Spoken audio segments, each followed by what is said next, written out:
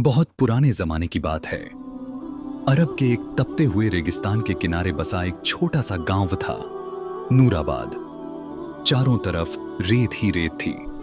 दूर दूर तक खजूर के पेड़ खड़े रहते, जैसे सब्र की मिसाल हो। दिन में सूरज आग उगलता और रात में आसमान सितारों से भर जाता। उसी गांव में एक गरीब मजदूर रहता था, सलीम। उसके पास न जमीन थी, न धन दौलत। उसके पास बस एक चीज थी, उसका अटूट ईमान। वह हर सुबह फज्र से पहले उठता, वुजू करता, नमाज पढ़ता और हाथ उठाकर दुआ करता, या अल्लाह, आज के दिन में बरकत दे, मेरे बच्चों को भूखा मत सुलाना।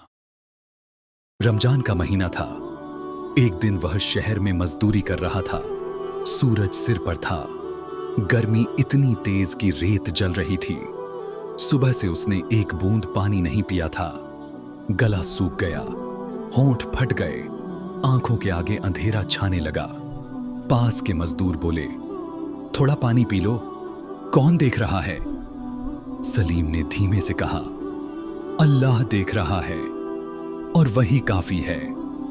कुछ ही देर में वह चक्कर खाकर गिर पड़ा। लोग घबरा गए। उसी वक्त अचानक आसमान पर बादल छा गए। ठंडी हवा चली और रेगिस्तान में बारिश की बूंदें गिरने लगीं। बूंदें सलीम के चेहरे पर पड़ीं। उसने आंखें खोली और आसमान की तरफ देखकर रो पड़ा, या अल्लाह, तूने मेरी प्यास देख ली। उस दिन का वह मंजर पूरे गांव ने देखा। एक अमीर व्यापारी हाशिम भी वहां मौजूद था। उसके दिल पर गहरा असर हुआ। वह सलीम को अपने घर ले गया। शाम को दोनों ने साथ इफ्तार किया। हाशिम ने पूछा, तुम्हारे पास कुछ नहीं, फिर भी इतना सुकून कैसे? सलीम मुस्कुराया, मेरे पास अल्लाह है। रात को जब सलीम घर पहुंचा तो पता चला उसका बेटा हमीद तेज बुखार में तप रहा है। घर में न दवा थी न पैसे। सलीम ने बेटे को सीने से लगाया और कहा, या रब, तूने मेरी प्यास बुझाई, अब मेरे बच्चे को शिफा दे। आधी रात को दरवाजे पर दस्तक हुई। हाशिम हकीम को लेकर आया। सुबह तक बुखार उतर गया। सबने कहा, यह अल्लाह की रहमत है। कुछ दिनों बाद गांव में भयंकर सूखा पड़ गया। कुएं सूख गए, पानी खत्म होने लगा। लोग परेशान हो गए। सलीम ने एक सपना देखा। सूखे कुएं के पास एक बुजुर्ग कह रहे थे, सब्र करने वालों के लिए जमीन के नीचे भी रहमत है। सुबह वह पुराने सूखे कुएं की तरफ गया और खुदाई शुरू कर दी। लोग हंसे, मगर वह रुका नहीं। धीरे धीरे गांव वाले भी जुड़ गए। घंटों की मेहनत के बाद जमीन से पानी फूट पड़ा। सब चिल्लाए, अल्लाहू अकबर। गांव बच गया। लेकिन लालच फिर आया।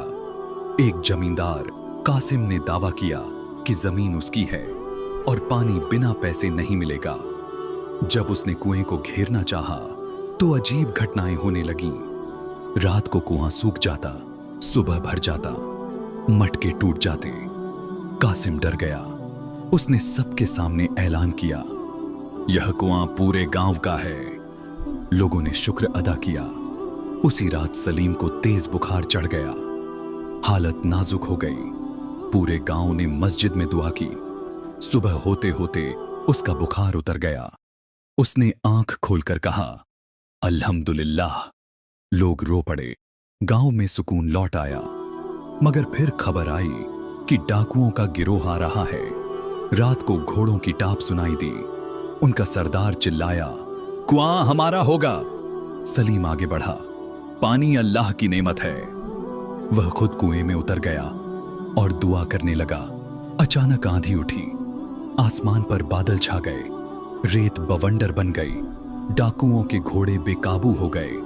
कुएं से पानी उफनकर बाहर आया और जमीन दलदल बन गई। डाकू डरकर भाग गए। आंधी शांत हुई। सलीम बाहर आया। उसका चेहरा नूर से भरा था। उसने कहा, हमें हमेशा वही बचाता है। साल गुजरते गए। नूराबाद का वह कुआं बहता रहा। लोग बच्चों को बताते, सबसे बड़ा करिश्मा पानी नहीं, सबसे बड़ा करिश्मा ईमान है।